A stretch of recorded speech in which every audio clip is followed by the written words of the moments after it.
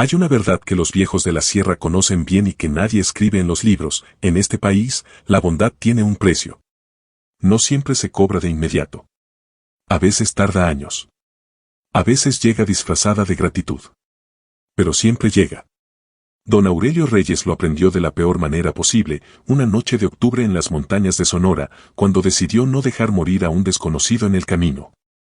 Tenía 55 años cuando todo comenzó. La piel curtida como cuero viejo, el bigote blanco manchado de polvo, las manos tan callosas que ya no sentían el frío. Había pasado toda su vida arreando mulas entre los pueblos serranos de Sonora, cargando mercancía, sal, maíz, medicina, lo que la gente necesitara. Era un oficio que había heredado de su padre, que lo heredó del suyo, un trabajo que el mundo moderno iba matando despacio pero que en esas montañas olvidadas todavía tenía sentido. Vivía en un rancho pequeño que se llamaba La Ciénega. 4 paredes de adobe, techo de lámina, un corral con 6 mulas y 2 caballos, una huerta de temporal que daba lo justo. No tenía televisión. Tenía radio. No tenía coche. Tenía bestias. No tenía mucho dinero, pero tampoco le faltaba lo necesario, y eso, en esa sierra, era casi un lujo. Su esposa se llamaba Remedios, pero todo el mundo le decía Reme. 60 años, pelo negro todavía con poca grisa, carácter fuerte como el mezquite. Llevaban 32 años casados y habían enterrado a un hijo, sobrevivido una sequía que mató el ganado de media sierra y aguantado juntos cosas que habrían roto a cualquier otro. Tenían 2 hijos vivos. Fermín, el mayor, de 30 años, que trabajaba en Hermosillo de albañil. Y Rosario, la menor, de 27, que vivía en el rancho con su bebé de 2 años después de que su marido los abandonara. Era una familia pobre. No miserablemente pobre, sino dignamente pobre, que es distinto. La diferencia entre los dos tipos de pobreza es que la digna todavía tiene orgullo. La noche del 14 de octubre del 2011, Aurelio regresaba de un viaje de 3 días. Había llevado una carga de semillas hasta un ejido en las faldas de la sierra y regresaba con las mulas vacías y el cuerpo molido. Llovía desde la tarde. No una lluvia suave sino esa lluvia de octubre que cae de golpe y convierte los caminos en ríos. Eran casi las 11 de la noche cuando las mulas se detuvieron solas. Aurelio las conocía bien. Cuando una mula se para sin que le ordenes, hay algo adelante. Algo que el animal huele antes de que el hombre vea.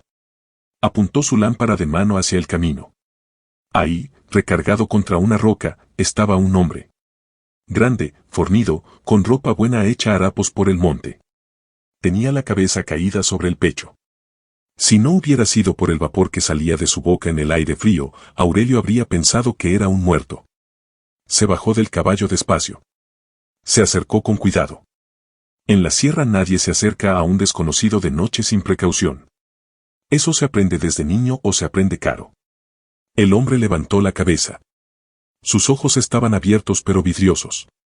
Tenía una herida en el costado derecho que había empapado su camisa de sangre oscura, casi negra bajo la luz de la lámpara. «Ayúdame», dijo con una voz que era apenas un soplo. Aurelio miró hacia el camino en ambas direcciones. La lluvia. Los pinos. El silencio roto solo por el agua y el viento. Nadie más. «¿Qué le pasó, amigo?». El hombre no respondió de inmediato. Sus ojos calculaban. Incluso herido, casi inconsciente, había algo en esa mirada que pesaba demasiado para ser la mirada de un hombre ordinario. «Me cayeron», dijo finalmente. «Necesito esconderme antes de que amanezca». Aurelio tardó 3 segundos en decidir. 3 segundos que cambiarían el resto de su vida. «Súbase», dijo. Cargar a un hombre herido sobre una mula en plena oscuridad y lluvia no es tarea fácil. Aurelio lo sabía. Pero también sabía que si lo dejaba ahí, el frío de la sierra lo terminaría antes que amaneciera. Las noches de octubre en Sonora no perdonan a los débiles ni a los heridos. Entre los dos, con el hombre usando sus últimas fuerzas y Aurelio jalando desde arriba, lograron subirlo a una de las mulas vacías. El hombre se dobló sobre el animal como un costal, aferrándose a las crines con las 2 manos. Aurelio amarró su caballo a la mula delantera y comenzó a caminar a pie, guiando el pequeño convoy por el camino anegado. Tardaron casi 1 hora en llegar al rancho. 1 hora en la que el único sonido era la lluvia, los cascos de los animales en el lodo y la respiración trabajosa del desconocido. Aurelio no preguntó nada más durante ese trayecto. Las preguntas podían esperar. Lo urgente era llegar. Cuando las mulas entraron al corral, Reme ya estaba asomada a la puerta con una vela. Había escuchado llegar los animales y se había despertado como siempre, con ese instinto de mujer de rancho que nunca duerme del todo. Sus ojos pasaron de Aurelio al hombre doblado sobre la mula y de regreso a Aurelio. No gritó. No preguntó. Solo abrió más la puerta. Tráelo adentro. Eso era Reme. 32 años de rancho le habían enseñado que los problemas se resuelven primero y se comentan después. Entre los dos acostaron al hombre en el catre del cuarto de los aperos, el único cuarto libre. Era un cuarto sin ventanas, con olor a cuero y linimento, pero tenía una cobija gruesa y estaba techado, que era lo que importaba. Reme encendió el quinqué y miró las heridas. Sus labios se apretaron.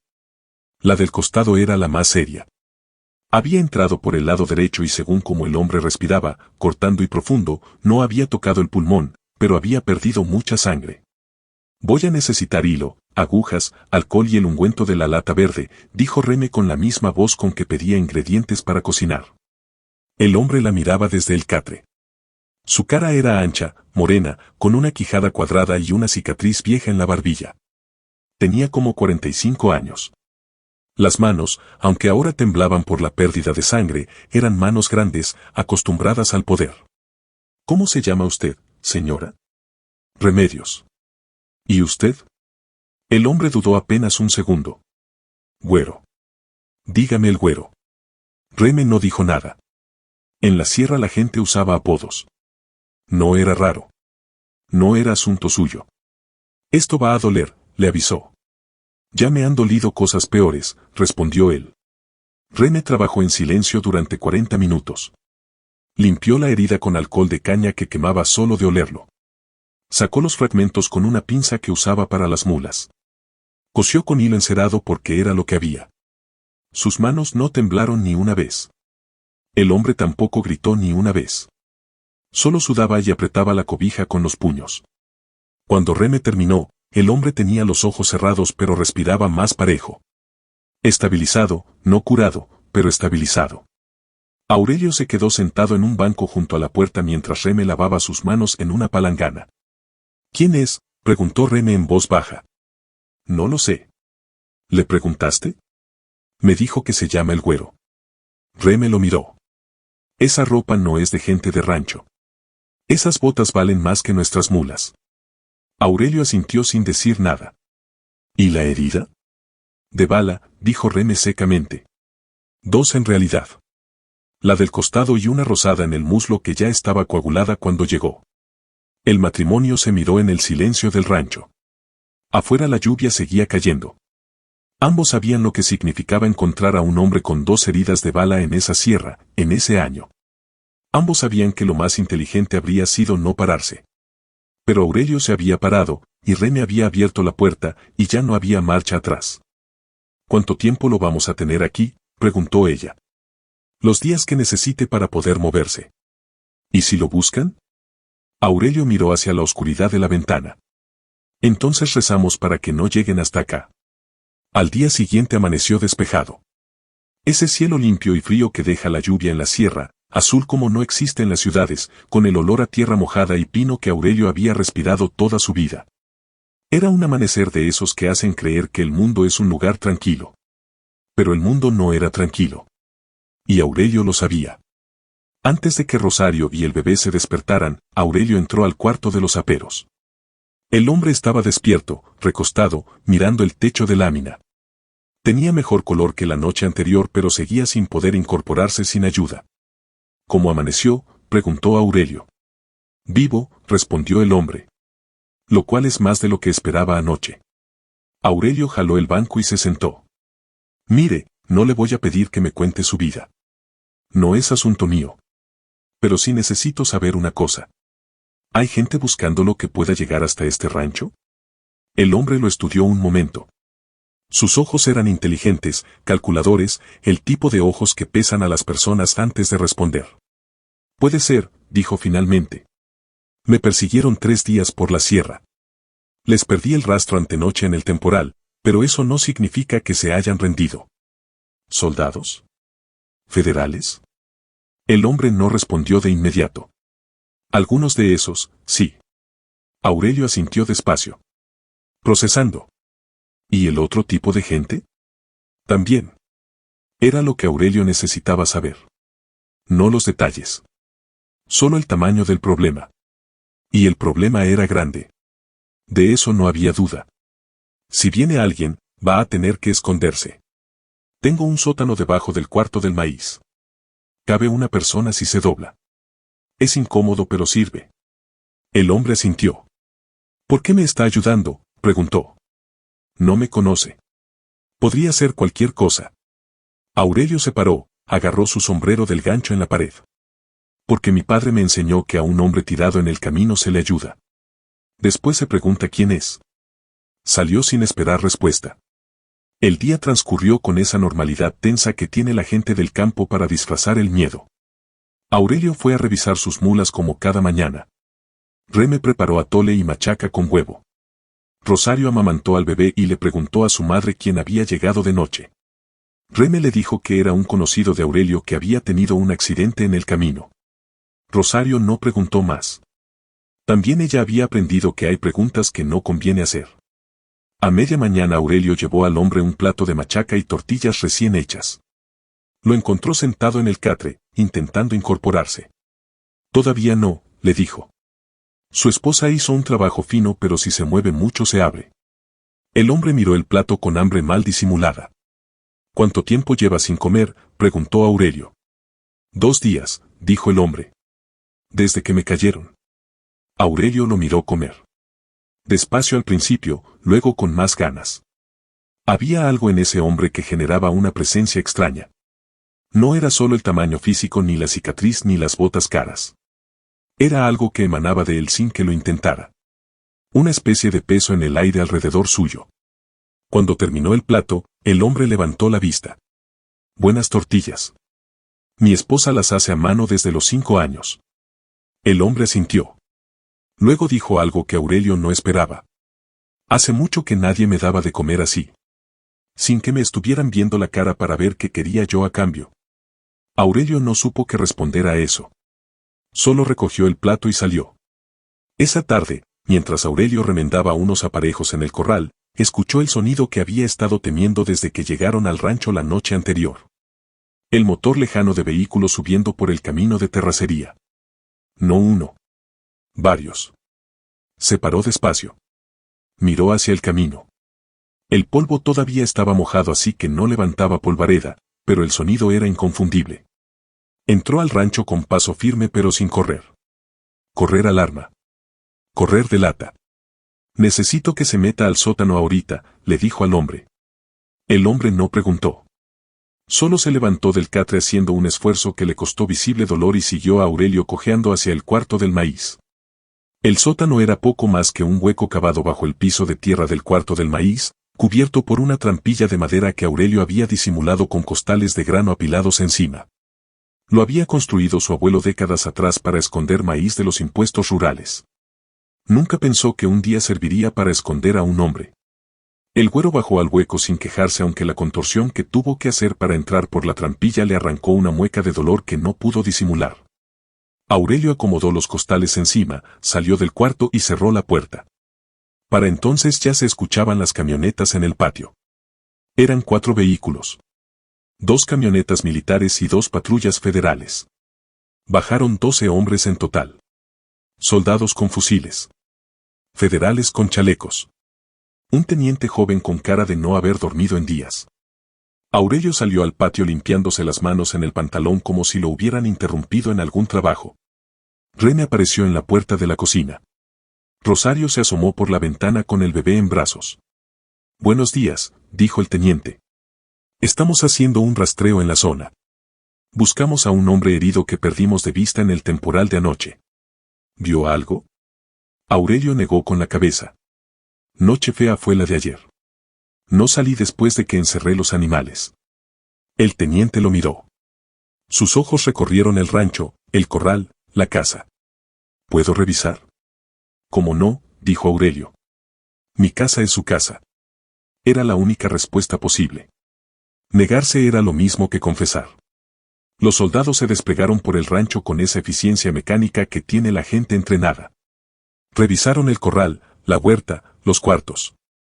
Aurelio caminó con el teniente sin apresurarlo, sin ralentizarlo, al mismo ritmo natural de quien no tiene nada que esconder. Entraron al cuarto del maíz.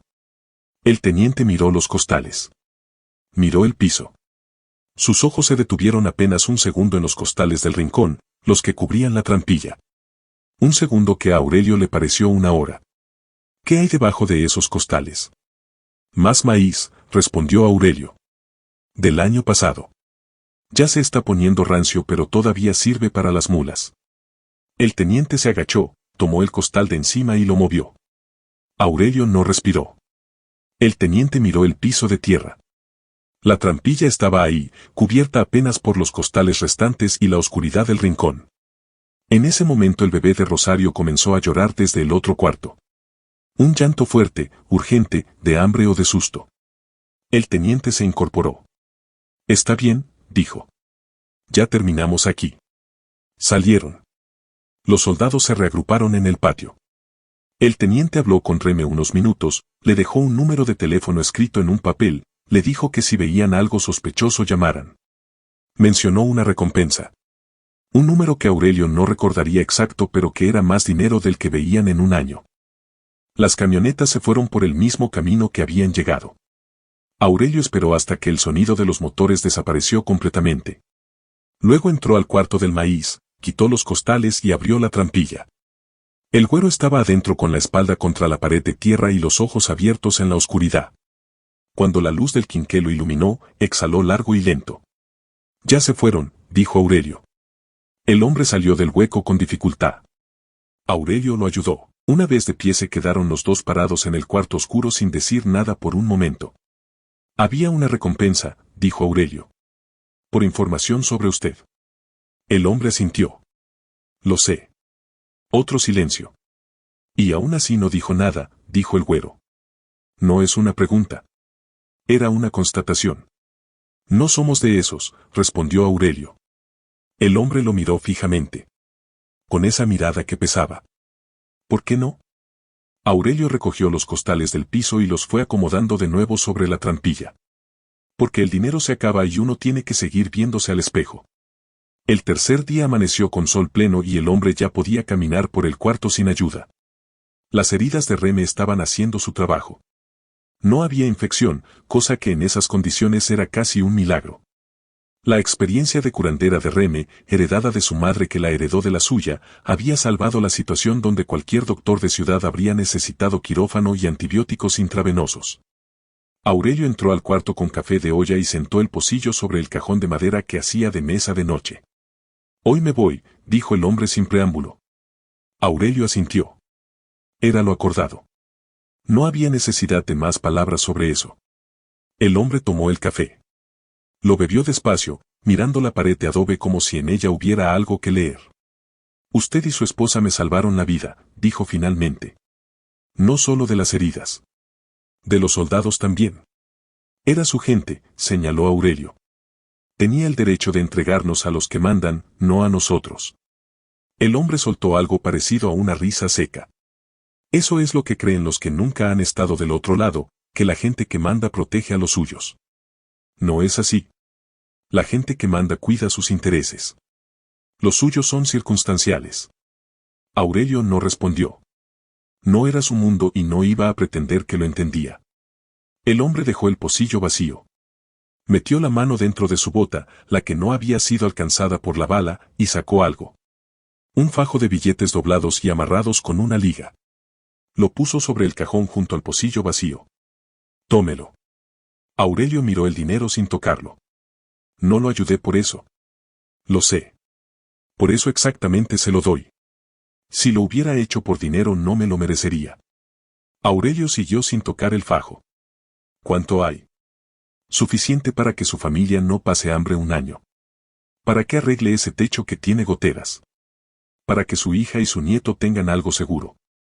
Aurelio guardó silencio. Era verdad que el techo tenía goteras. Era verdad que Rosario y el niño estaban en una situación precaria. Era verdad que ese dinero resolvería problemas reales que existían desde antes de esta noche. Remy apareció en la puerta del cuarto. Miró el dinero sobre el cajón. Miró a su esposo. Él la miró a ella. Fue Remy quien habló. Lo vamos a aceptar, dijo. Pero que quede claro que no lo estamos cobrando. Lo estamos recibiendo porque usted quiere darlo y nosotros lo necesitamos. Eso es diferente. El hombre la miró con algo que en otro contexto habría parecido ternura. Así es exactamente como lo entiendo, señora Remedios. Remy asintió una sola vez y salió.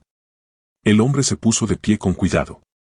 Recogió su ropa que Remy había lavado y remendado lo mejor que pudo. Se vistió despacio, haciendo pausas cuando el costado le jalaba. Luego sacó del fondo de su bota un pedazo de papel doblado. Lo puso junto al dinero. Si algún día tiene un problema que el dinero no resuelve, llame a ese número. Diga que lo manda el Güero de la Sierra. Nada más. No hace falta decir más.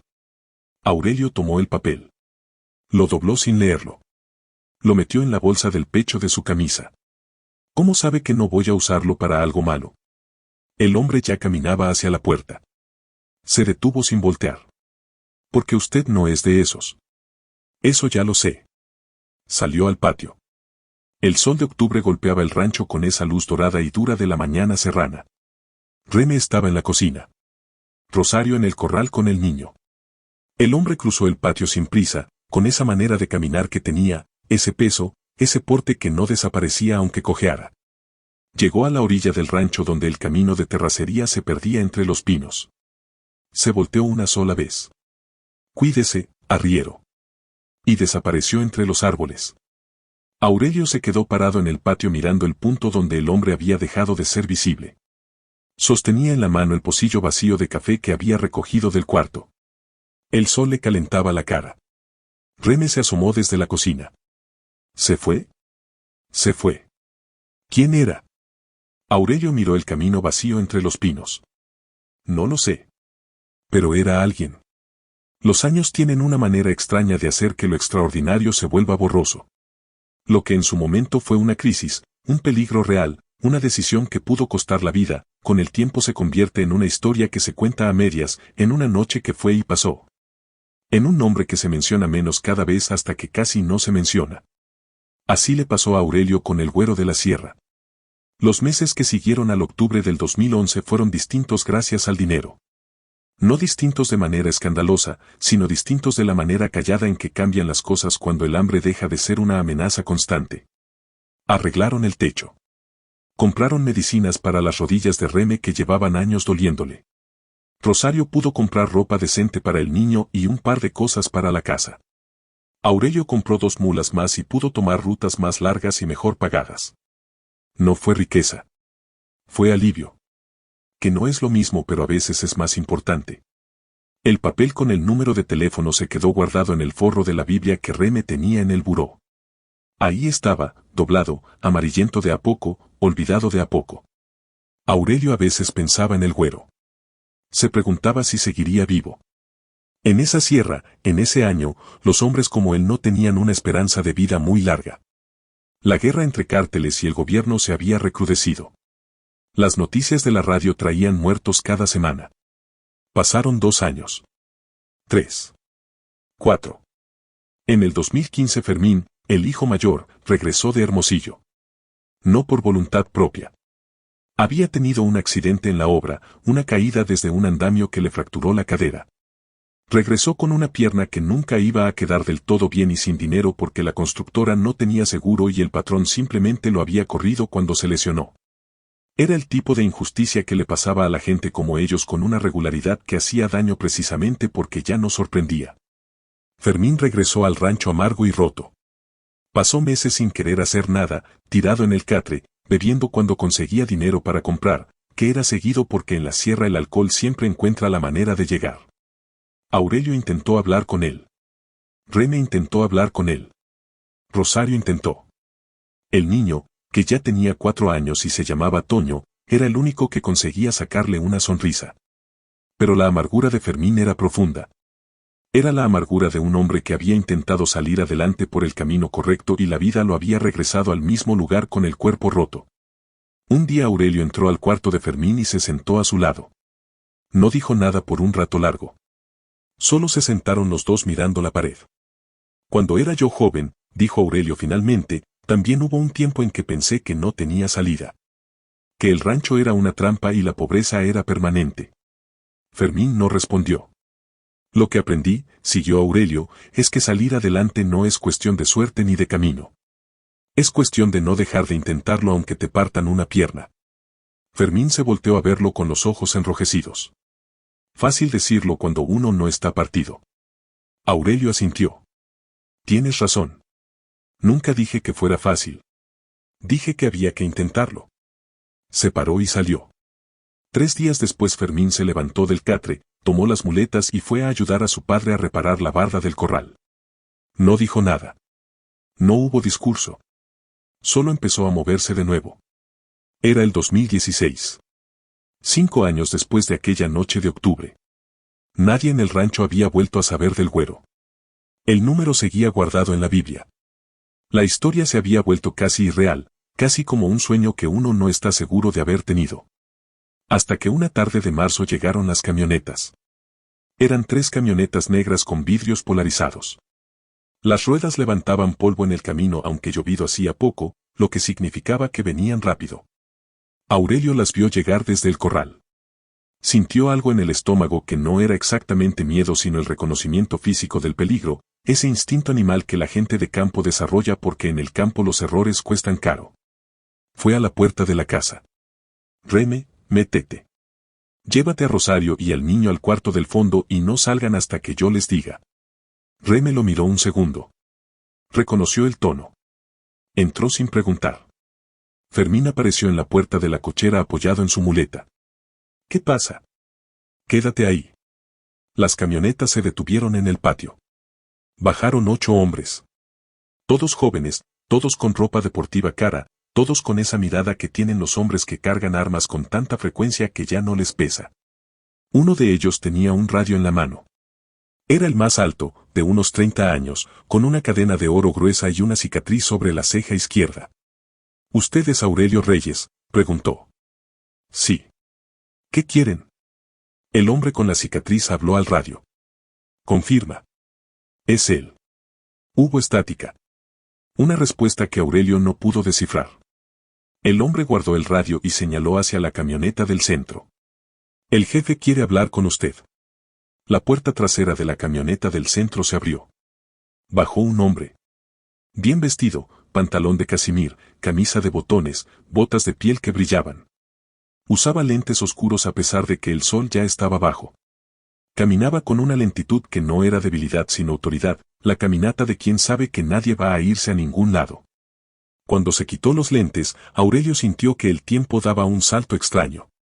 La cara era más vieja. Las arrugas más profundas. La barba ahora entrecana. Pero los ojos eran los mismos. Esos ojos que pesaban. Era el güero. Pero no era el hombre herido y vulnerable de aquella noche. Este era un hombre construido desde adentro hacia afuera en poder puro. Aurelio, dijo el hombre con una sonrisa que no llegaba del todo a los ojos. 5 años, respondió Aurelio. Los dos se miraron. Veo que sigue en el mismo rancho. Aquí nací. Aquí pienso quedarme. El hombre miró alrededor. El rancho, el corral, las mulas, las paredes de adobe con el techo ya remendado. Asintió despacio. Usaron bien lo que dejé. Lo justo, respondió Aurelio. Ni más ni menos. El hombre se acercó. Extendió la mano. Aurelio la tomó. Era un apretón firme, de igual a igual, lo cual era extraño dado todo lo que estaba alrededor. Vengo a pagar mi deuda. Ya la pagó, dijo Aurelio.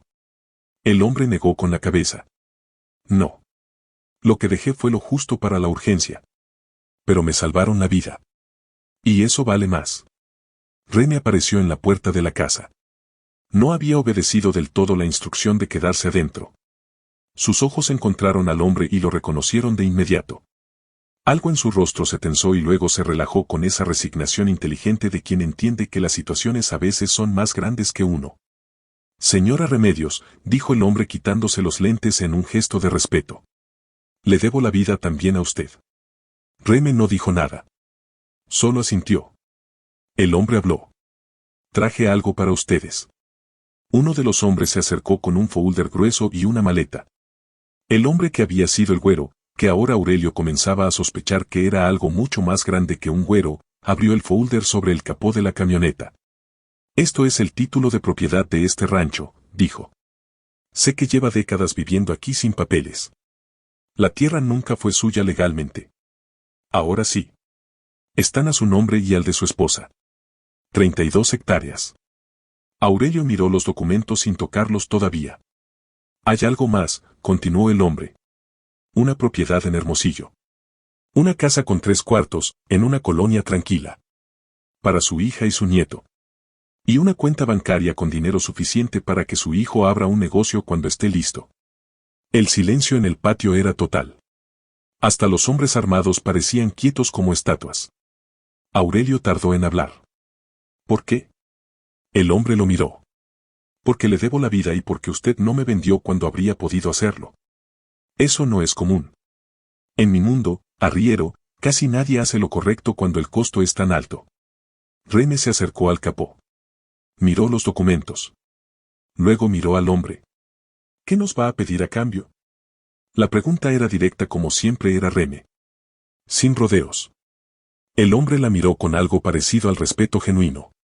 Nada. Reme lo estudió. La gente como usted no da nada sin pedir algo. El hombre no se ofendió. Asintió lentamente. En general tiene razón.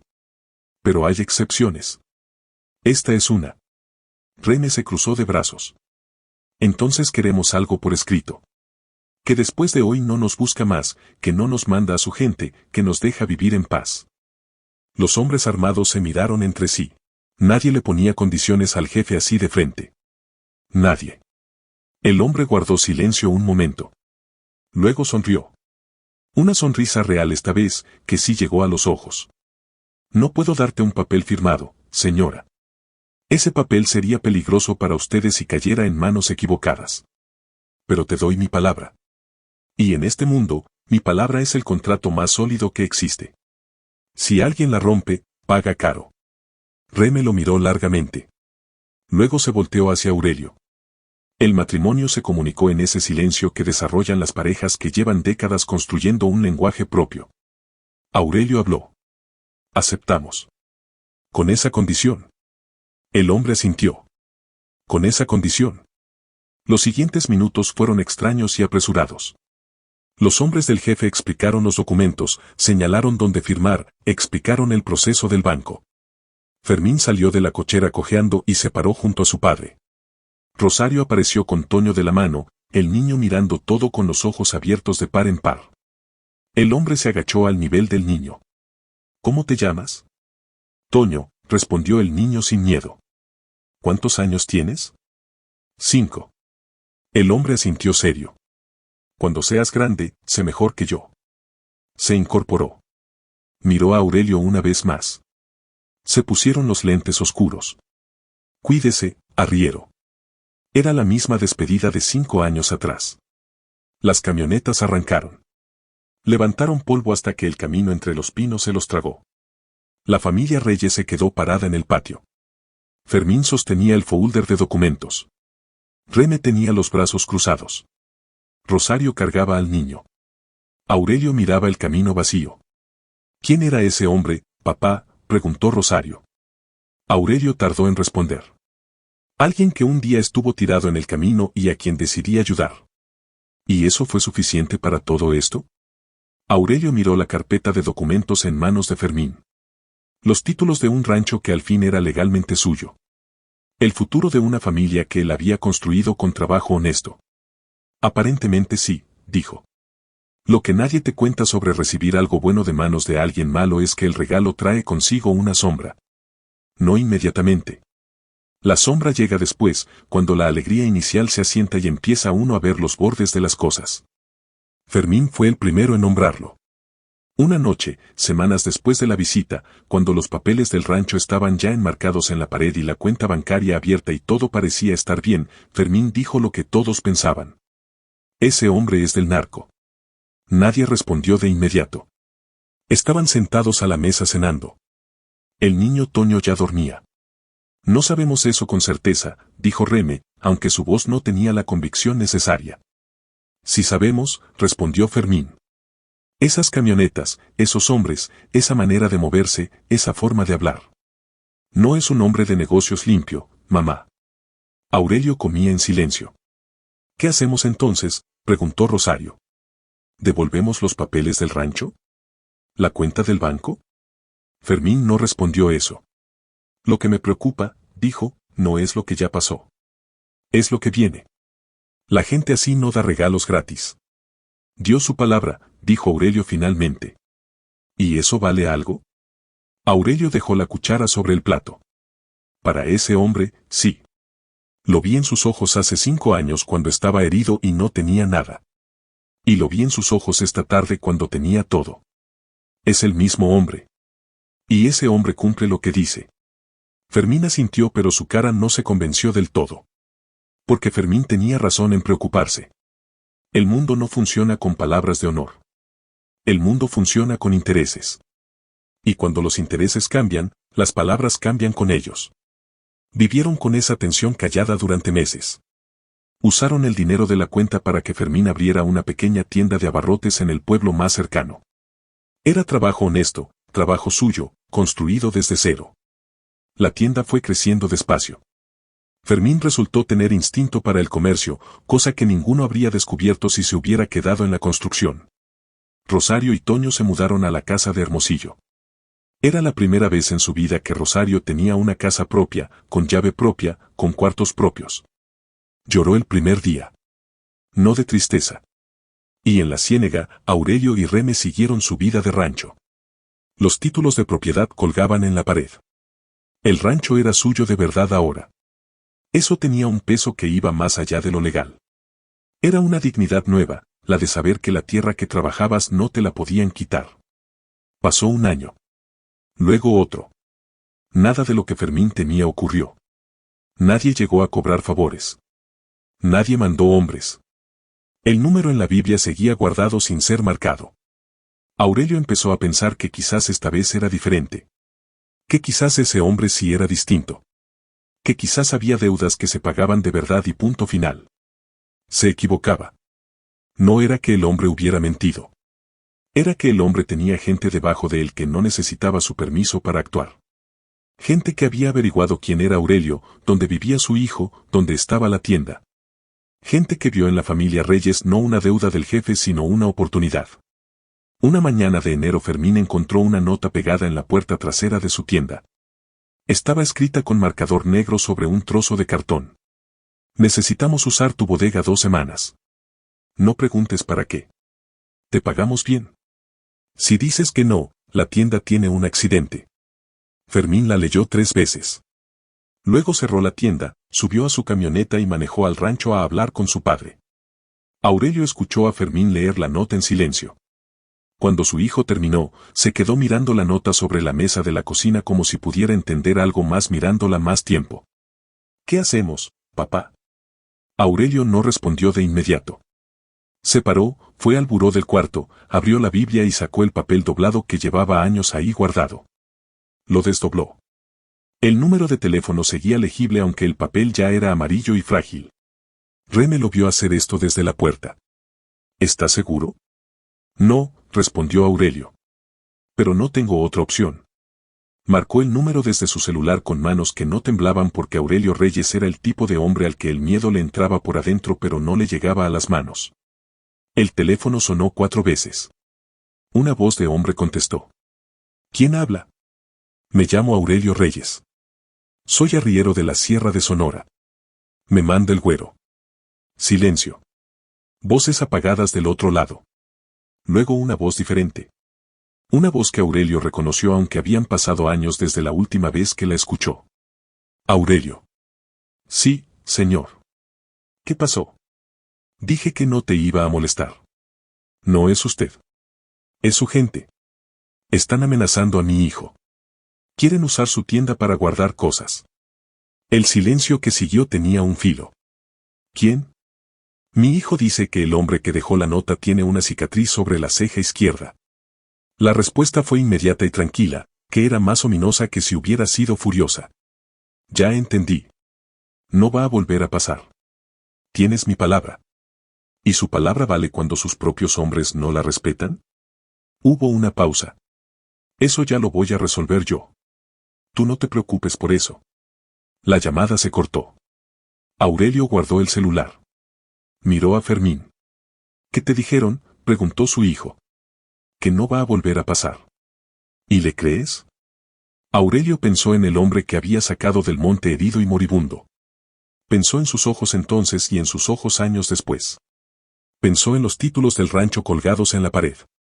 Pensó en la tienda de Fermín y en la casa de Rosario en Hermosillo y en el niño Toño que ahora iba a la escuela. Sí, dijo. Le creo. 2 días después Fermín abrió su tienda como siempre. No había nota. No llegó nadie. Una semana después le llegó un mensaje anónimo al celular con 3 palabras. El problema está resuelto. Sin firma. Sin número registrado. Fermín nunca supo exactamente qué significaba que el problema estaba resuelto. Aurelio tenía una idea pero no la dijo en voz alta. En el mundo del güero, resolver un problema a veces tenía un costo que era mejor no conocer en detalle. Pasaron 2 años más de tranquilidad. La tienda de Fermín creció. Rosario encontró trabajo en Hermosillo en una oficina de gobierno. Toño era ya un niño de 7 años que leía mejor que muchos adultos. Reme siguió haciendo sus tortillas y curando a quien llegara al rancho con algún mal. Aurelio seguía arreando sus mulas por los caminos de la sierra, más despacio ahora porque los años pesaban, pero todavía firme. Una tarde Reme le preguntó algo que llevaba tiempo callando. ¿Crees que algún día se acaba de verdad? Aurelio estaba reparando un aparejo en el portal. No levantó la vista. ¿Qué cosa? Esto. La deuda. El miedo de que lleguen. La sombra de ese hombre sobre nuestra familia. Aurelio dejó el aparejo sobre las rodillas. No lo sé, Reme. Lo que sí sé es que hicimos lo correcto aquella noche. Lo haría de nuevo. Aunque te costara todo esto. Aurelio miró las montañas que llevaba 59 años mirando. Un hombre estaba tirado en el camino. Iba a morir. ¿Qué querías que hiciera? Reme no respondió. Porque no había respuesta a eso. O más bien, la respuesta era la misma que Aurelio había dado siempre. La única respuesta posible para un hombre como él. La noticia llegó una mañana de septiembre del 2025 por la radio del rancho, esa misma radio oxidada que llevaba décadas siendo la ventana de Aurelio al mundo exterior. Fuerzas Especiales Mexicanas en coordinación con la DEA realizaron en las últimas horas un operativo en el estado de Jalisco. Se reporta la captura de Nemesio Ceguera Cervantes, conocido como el Mencho. Identificado como líder del cártel Jalisco Nueva Generación y considerado el narcotraficante más buscado de México y uno de los más peligrosos del continente americano. El operativo dejó un saldo de 4 muertos y 2 heridos. Oseguera Cervantes será trasladado a instalaciones de máxima seguridad en tanto se definen los términos de su eventual extradición a Estados Unidos. Aurelio estaba tomando café en el portal. Bajó el pocillo despacio. El güero, dijo en voz baja. Reme salió de la cocina al escuchar el tono de su voz. ¿Qué pasó? Lo agarraron. Se quedaron los dos en silencio escuchando al locutor seguir describiendo el operativo, los años de búsqueda, la cantidad de recursos invertidos, la importancia de la captura para la seguridad del país. Palabras que venían de un mundo que conocían de lejos y que sin embargo había tocado sus vidas de maneras que nadie en esa radio sabía. ¿Cómo te sientes?, preguntó Reme. Aurelio pensó la respuesta. Como cuando se acaba una tormenta larga. Alivio, pero también el cuerpo todavía tenso porque se acostumbró al ruido. Reme asintió. ¿Crees que ahora sí se acabó de verdad? Sí. Ahora sí. ¿Por qué estás más seguro ahora que antes? Porque antes dependía de su palabra. Ahora depende de las rejas. Llamaron a Fermín. Llamaron a Rosario. Los 4 hablaron en una llamada larga en la que nadie dijo exactamente lo que pensaba porque lo que pensaban era complicado y porque Toño estaba escuchando y tenía 9 años y había cosas que todavía no era momento de explicar. Esa noche Aurelio y Reme cenaron solos en el rancho. Frijoles de olla, tortillas a mano, queso seco, café. La misma cena de toda la vida.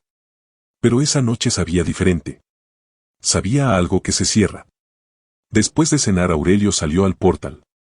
El cielo de la sierra en septiembre es de esos que hacen que la gente que ha vivido en ciudades no entienda lo que se han perdido. Miles de estrellas sin contaminación de luz. La Vía Láctea visible como una mancha blanca de norte a sur. Aurelio se sentó en su silla de madera y miró el cielo mucho tiempo. Pensó en la noche de octubre del 2011. La lluvia. Las mulas paradas solas. El hombre tirado contra la roca con la camisa empapada de sangre. Ayúdame. Dos palabras que habían cambiado 14 años de historia familiar. Pensó en lo que había ganado. Los títulos del rancho. La tienda de Fermín. La casa de Rosario. El nieto Toño que leía libros con la misma voracidad con que el de niño había querido leer y no había podido porque no había escuela cerca. Pensó en lo que había costado. El miedo. Las noches sin dormir. La nota en la puerta de la tienda de Fermín. Los años cargando la sombra de un hombre cuyo nombre real había tardado en conocer y que cuando lo conoció le heló la sangre. Nemesio Oseguera Cervantes. El Mencho. El hombre más buscado de México. Al que él había cosido con hilo encerado de aparejo y había escondido en un sótano de maíz y había visto alejarse entre los pinos de la sierra pensando que era simplemente alguien en problemas. ¿Habría hecho algo distinto si hubiera sabido quién era? La pregunta llevaba años rondándolo y la respuesta seguía siendo la misma cada vez que la revisaba honestamente. No. No porque fuera valiente o porque fuera tonto. Sino porque un hombre estaba tirado en el camino y eso era lo único que importaba en ese momento. El resto era información que no tenía. Y las decisiones se toman con la información que uno tiene, no con la que no tiene. Reme salió al portal con una cobija. Se la puso sobre los hombros sin decir nada. Se quedó parada junto a él mirando las estrellas. ¿En qué piensas? ¿En qué hicimos bien? ¿En todo? En lo que pudimos controlar. Lo demás no era nuestro. Reme se sentó en la silla junto a la de él. Le tomó la mano. Sus manos viejas juntas, callosas los dos, trabajadas los dos. Así se quedaron un rato largo bajo las estrellas de la sierra. 3 semanas después de la captura, llegó una carta al rancho. No tenía remitente. Solo el nombre de Aurelio escrito a mano en el sobre con una letra clara y firme. El cartero del pueblo la había traído junto con el correo normal como si fuera una cosa ordinaria. Aurelio la sostuvo en las manos un momento antes de abrirla. Sabía de quién era antes de leerla. Reconoció algo en la manera en que estaba escrito su nombre. Un trazo con peso. Como todo lo que venía de ese hombre. La abrió en el portal, solo, con su café de la mañana. Aurelio. Cuando leas esto estaré encerrado. No voy a salir. Lo sé y está bien. Hay cosas que uno hace en la vida que tienen un precio y ese precio a veces es todo el tiempo que le queda. Estoy pagando el mío. Es lo justo. Pero antes de que eso ocurra, quería que supieras algo que nunca te dije en persona porque en persona no supe cómo decirlo. Aquella noche en la sierra, yo iba a morir. No es exageración. Había perdido demasiada sangre. Llevaba 3 días sin comer, sin dormir, perseguido por tierra y aire. Cuando me recargué en esa roca ya no tenía plan. Solo me había rendido. Iba a cerrar los ojos y dejar que el frío de la sierra hiciera lo que las balas no habían podido. Entonces se detuvieron sus mulas. Un arriero viejo con una lámpara de mano que casi no alumbraba. Que no me preguntó quién era. Que no me preguntó qué había hecho. Que solo vio a un hombre herido y tomó una decisión en 3 segundos. Esa decisión me la ha recordado muchas veces en los años que siguieron. En los momentos en que el mundo en que yo vivía me convencía de que no existía la bondad, de que todo tenía precio, de que nadie hacía nada sin querer algo a cambio. Cuando eso pasaba, me acordaba de un arriero de Sonora que me subió a su mula en la lluvia y me escondió debajo de unos costales de maíz y le dijo a los soldados que no había visto nada. No porque fuera su obligación. No porque le pagaran. Sino porque era lo correcto. Sé que te compliqué la vida. Sé que mis hombres actuaron fuera de lo que yo había prometido. Si pudiera cambiar eso, lo cambiaría. Pero no puedo cambiar lo que ya ocurrió. Solo puedo decirte que cuando supe lo que hicieron, lo resolví. Y que ningún hombre de mi organización volverá a tocarte a ti ni a tu familia. Eso ya está arreglado de una manera que no requiere más explicación. Tu rancho es tuyo. La tienda de tu hijo es suya. La casa de tu hija es de ella. Nadie se las va a quitar. Ese dinero no tiene cadenas. Es limpio para ustedes porque lo ganaron con lo único que nadie puede comprar, con honestidad y con trabajo. Hay una cosa que sí te pido. No como pago de deuda. Como el único favor que le pediré a alguien que no me debe nada. Cuida a ese nieto tuyo. Al Toño. Tiene algo en los ojos que yo reconocí la tarde que lo vi. Tiene la mirada de la gente que va a hacer cosas importantes. Deja que las haga. No lo dejes que el mundo lo doble. Hay muy pocos así y el mundo los necesita. No me agradezcas nada. Yo soy el que está en deuda. Siempre lo estaré, aunque no tenga manera de pagarlo desde donde voy a estar. Vive bien, arriero. Tú y tu Reme. Se lo merecen. N. Aurelio leyó la carta 2 veces. Luego la dobló con cuidado. Entró a la cocina donde Reme preparaba el desayuno. Le tendió la carta sin decir nada. Reme la leyó de pie junto al fogón, con el delantal puesto y el cabello recogido. Cuando terminó la dobló igual que Aurelio, con cuidado. ¿Qué hacemos con ella? Aurelio miró el fogón. La quemamos. Reme asintió. Puso la carta en el fuego del fogón. Los dos la vieron arder. El papel se retorció, se oscureció, se convirtió en ceniza gris que el tiro del fogón se llevó hacia arriba. Cuando no quedó nada, Aurelio se sentó a desayunar. Reme sirvió los frijoles. Puso las tortillas en el comal.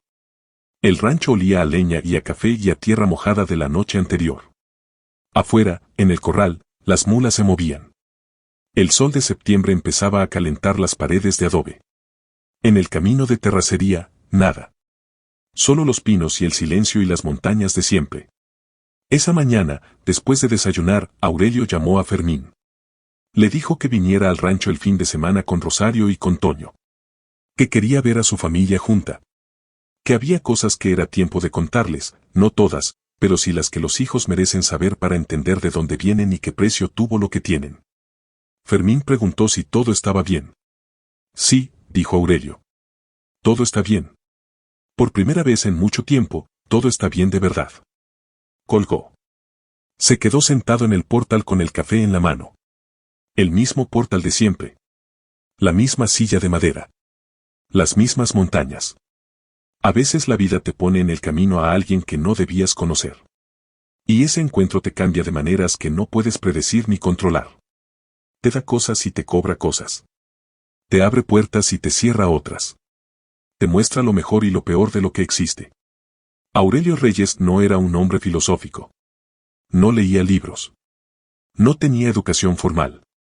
Pero había aprendido en 59 años de sierra y mulas y trabajo honesto algo que muchos hombres más letrados que él nunca aprenden. Que hacer lo correcto no siempre es fácil. Que a veces lo correcto tiene un precio largo y caro. Que la bondad en un mundo roto puede traer consecuencias que nadie anticipó. Pero que al final, cuando uno se sienta en su portal a mirar sus montañas con las manos callosas de trabajo honesto y la familia viva y sana, ese precio fue el correcto. Siempre fue el correcto.